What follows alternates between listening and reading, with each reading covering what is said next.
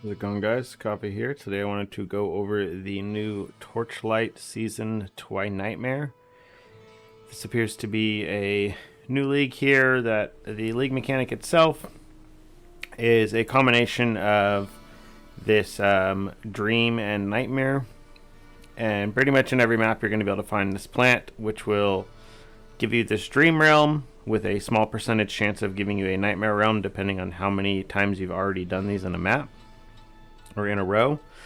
And it looks like pretty much it's like your standard risk reward that you're going to get from most league mechanics that you're seeing. So think of anything maybe like an ultimatum, like something like expedition, things like that, where it's like you're choosing what rewards you are trying to actually go after, but you're also getting a downside on top of it. And the way that it seems like it wants to do this is pretty much every single map that you do, again, you are going to get an upside and a downside, and you're pretty much building the map. So you're building your like expedition blueprint or your expedition logbook, for example, if you were to compare it to something from PoE, which is a really cool concept. Again, it's kind of giving that player agency that we're always looking for and giving us that choice for that ultimate risk reward, with it being set up in a way where you're not always going to be able to stack up as many rewards as you want, but when you get lucky enough to actually push everything through in order to actually stack up multiple of these reward bubbles, you're going to be able to be highly rewarded as long as you can actually clear the map that you create for yourself. As you can see from what they're showing, basically after you have ended up clearing a map, the sweet dream reward while inside of a map, you do end up getting a choice of basically what rewards you end up wanting to get based off of that, but there's also a downside attached to every single one of them. So when you do end up actually getting into the nightmare realm and basically get your chance to actually earn all of the rewards that you've selected, then at that point that's where you're going to have to deal with all of the downsides that you selected as well. So pretty much the dream bubbles, again, if you think about it, they play out a lot like ultimatum, where again you're building towards all of these rewards, but in order to actually get these rewards, you are going to end up needing to be able to clear the final stage that you have built for yourself. So as you stack up these dream bubbles, you can see it looks like it stacks up to 12. You are getting these, the blue bubbles are going to be your rewards, and then the reds are going to be the downsides that you have to deal with while inside of this mechanic. So I'd say probably it's closer to ultimatum than anything else, except like an actual full ultimatum map instead of just like a little individual encounter that needs to all be done over the few minutes in one map, which is really nice. So once the nightmare has actually basically procced, so this is how it determines whether basically how many total waves you're getting or how many total bubbles you get to go in, because you're increasing your chance of getting a nightmare every single time. Once you do end up getting the nightmare, you can see these are going to be very rewarding as long as you're able to actually clear them. But what you end up needing to do is you end up needing to basically clear this entire map, and every time you die you are going to be losing some of your rewards every single time. So as you clear it, as you can see here, you kind of get this nice loot explosion with all of the loot bubbles that you would end up selecting ahead of time. So, and then it looks like there's some league exclusive currencies as well, which are going to be able to enable some really powerful crafting. As with most leagues, they do have a talent tree that it looks like they learned from prior leagues here, where like with Cuba Rapacity, where everyone was very upset that you couldn't unlock the entire passive tree. So you are going to be able to fully unlock the passive tree here, and kind of in the order that you want based on the actual experience that you want with the league mechanic. Again, always nice to have that player agency and choice. So really looking forward to this, and we'll be surely putting out some guides and information on what tree plans we end up using or what trees we end up using early on. One of the most powerful things that is coming with this league mechanic is this dream talking interpretation, which pretty much what this is you are getting a system where you are getting a craft with a upside to it, but there will also be a downside attached to this craft as well. So as you can see, when you're doing this sweet dream talking aspect here, you get to choose between 3 different positive basically rewards for this. So you can use this when you're crafting your gear. These are going to be 3 different upsides that you have here, right? You're getting to choose between those, but coming along with that, you also end up needing to choose one of these downsides as well. It looks like every item is only going to be able to do this a certain amount of times, so this reminds me of something similar to like ROG crafting, things like that, if you're coming from PoE, which most people that are going to be watching my stuff are going to be. So you're going to be able to craft some really, really powerful items with this, but you know, it's going to take some work to get through to ensure that you're not that you don't end up basically ruining a really good item. But that's the risk we have to take in order to make something really, really good. So we're all used to that, and you know, we're really looking forward to some new mechanics with this.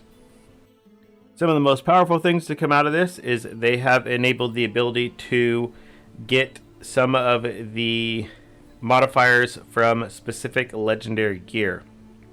So before, again, in the past, there have been, you know, specific required build required uniques, such as Warden's Breastpin for minion builds. And with the new League mechanic here, there are going to be the potential to get these mods on items without actually having to use that item itself. So you're going to be able to get basically the one mod that people are using Warden's Breastpin for, or, you know, this damage per attacks per dexterity mod off of Rain Sparrow here. And you're going to be able to use the new League mechanic in order to get these on to rare pieces of gear. So you're going to be able to make some incredibly powerful items. You know, basically you're crafting your own unique item here that has the, you know, specific unique mods that are typically attached to the downside of having to deal with whatever stats are on that unique, whether they match your build or not. But this is going to allow you to be able to craft some really, really powerful pieces by just taking just the upside that you want for your build and then building the rest of the item around exactly what you're trying to do with the character. It does look like, because of the power level of these items, they are limiting it to 3 maximum on a character at any time. But I feel like there's still going to be plenty enough power to basically create some really, really big, nice power creep items that will be able to push a lot of our characters forward. Along with the new League mechanic, there is a new endgame boss as well. It looks like the Queen of the Eternal Sun, Paloma. She'll have the standard 3 different tiers, as with the rest of the bosses that we have here.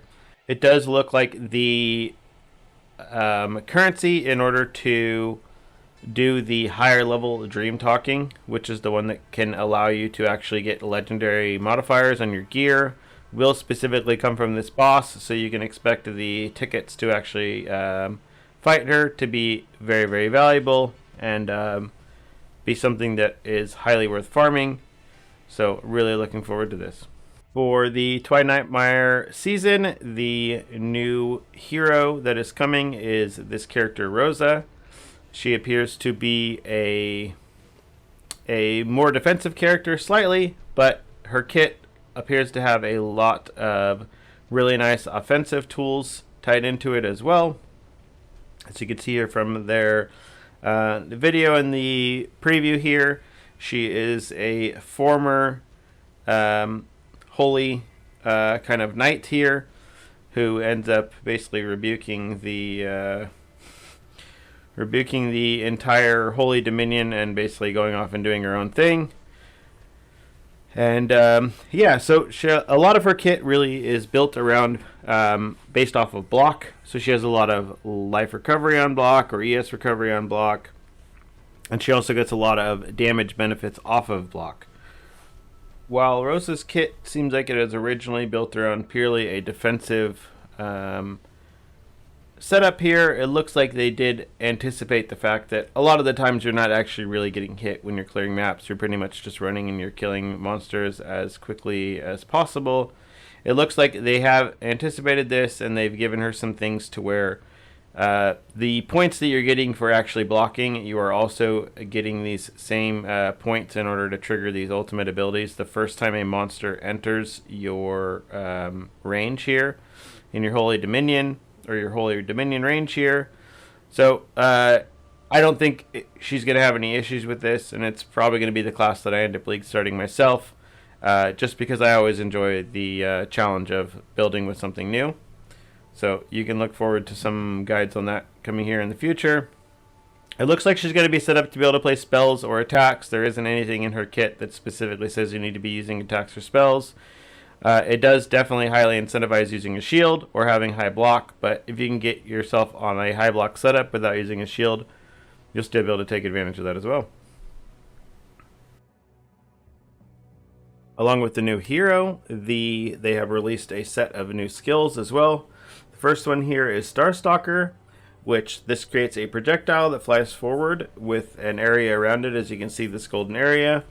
This golden area provides you with an additional 50% more damage on damage over time. And as you can see, the beam itself will follow and attach onto elite enemies to ensure that you're always in range of them for your damage over time. Benefits on this, and the projectile again itself will always track to the next enemy, and it will always move at the same speed as you, so you don't have to worry about it falling behind. The next thing is Harmonious Field, which is a channeled ability that will provide a buff for sentries and will also give them an increased duration if you fully charge it. So you can use this to basically place down some sentries and keep them up forever as long as you keep channeling Harmonious Field, or as well just buffing them. So typically with a sentry build, you don't have much to do once your totem or once your sentries are down. So you'll be able to really take advantage of this, and it's just an overall buff for sentries. Next up, we have Whirlwind Blade, which is a projectile here that you see has the ability to shotgun, as well as has unlimited piercing. So it's similar to like a Spectral Throw or like a Twisting Blades from Diablo 4, which seems like it really has a lot of potential just because of the shotgunning effect on it. So we're just going to have to get to play with it and see. Next up, we have Lightning Beam here, which is, as you can see, you basically place down these lightning beams and they end up shooting a beam forward that's going to strike everything within the area, and every 5 casts of the skill generates a thunder orb around the character, which follows you around. As you can see, they're kind of tracking out. They're similar to maybe like a volatile dead balls, except these are casting their own thunderstorm beam. So it seems like you'll be able to get some decent clear out of that as long as you spec into it, and really looking forward to playing with the new skills. So on top of the new skills, we have a set of new legendary items as well. The first one here being Enamor, which this appears that it's going to have some downside and upside rules that are probably capable for this. So the ring you get is going to be based more so on specifically what you have or what gear you have, so depending on what you're going to want to buy or roll for. It looks like you can get some bonuses for blemishes, things like that, which with this new league mechanic there's probably going to be a lot more of those. Looks like this butterfly wing shield here is going to give you some nice damage stacking if you are just going to be wanting to either armor stack or evasion stack. So that should be really, really nice, especially with the new shield-based character. She might be able to take advantage of this really, really well. Next, we have the Stormbearer Shackles, which will lower your movement speed, but will give you a stacking buff based off of how many times you end up moving with this item equipped. And once you get to a certain amount of stacks on this, you will get a huge damage bonus to your critical strike damage. And then if you get to even higher stacks, you will get to the point where you are taking reduced damage as well. So the new Divinity Slate you can see here, which doesn't, you can tell they don't really quite have the name locked down yet. But this is going to be really, really strong because it is going to be taking the upside of the lowest or of the last mod on every single Divinity Slate you have. So because of this, you can have 4 Divinity Slates paired around this. So typically you're going to be able to build your own Divinity Slate with this. as long as you're able to craft, the pieces with the right mod at the very end for you. But this is going to be a really, really powerful item that you're going to see most people in the league building around at the top end of characters, because it's going to be really, really strong. Along with the new league, they have added a solo self-found mode as well as a hardcore mode. And they have also decided to merge the auction houses for the NA, EU, and Asia realms with the Chinese realm as well. The Chinese realm has typically been like much, much larger than the rest of them, all combined. So this should prevent a lot of the price fixing issues that we were running into before with the smaller market, as well as, keeping prices at a more stable level, just because there's going to be a much higher player base to end up be farming these items for us. Probably the biggest and most exciting change that I have seen yet for this new league is the ability to create your own loot filters. We all know that we were at the mercy of the loot filters before, which, of course, are never going to be quite right unless you actually build it yourself. So it looks like you're going to be able to take these new filters. You will be able to share them with other people once you actually go through and create it and set it up for exactly how you want. I'll end up creating one of these most likely as well, so I'll list it and I will share it for people as they want it. On top of this, they have added the ability to get and share specific codes for your character as it is. So someone you can share, basically, they'll call it a BD code, which is basically like a character builder code. So someone can, get a copy of the character to follow along if they're trying to either match the specific gear or match the specific talents, such like that. So they've updated the Endgame trait cards here for the Nether realm. It looks like the new cards now will always reset after 2 uses instead of the 6 required in order to actually get advantage of the card before. So you're going to be able to cycle through your cards faster and actually get to the card rewards that you want to do faster. So overall, this should be a really, really good change. It looks like they've also added some extra cards to be able to specialize specifically in one league mechanic or another. So it looks like they've added at least 2 or 3 new cards for every single league mechanic. So if you just want to focus on one thing specifically, you'll be able to really lean into that. Similar to like an Atlas tree from PoE, to where you can really, really go deep into one specific league mechanic.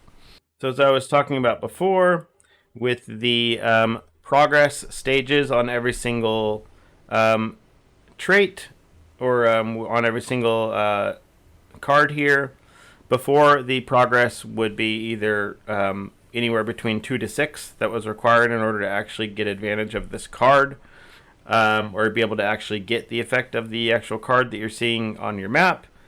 With this, they have reduced everything down to only a progress of 2 required in order to get the reward off of anything. So this should really, really increase the amount of time that you're actually doing the things and getting rewarded for the things you're trying to do, as opposed to having to spend a lot of maps where you're chasing something that you might not end up really, really wanting. You're just trying to get it cleared out of the way. So the city of Eterna from last season has been added to the core game mode, to where you will basically have a tradable item that you can use in order to empty the city of Eterna, or to actually start building your city as normal. The biggest change out of all this is that candles are now going to be tradable. So you'll be able to purchase these on the trade post yourself, or you'll be able to farm these and basically craft candles for other players and sell them. So as you can see, you get the specific item here that you can use to basically like target farm your Eterna realms. So this should be really good. It goes in line with everything else, to where, again, you get to choose exactly what content you're trying to do and really, play the game how you want to play.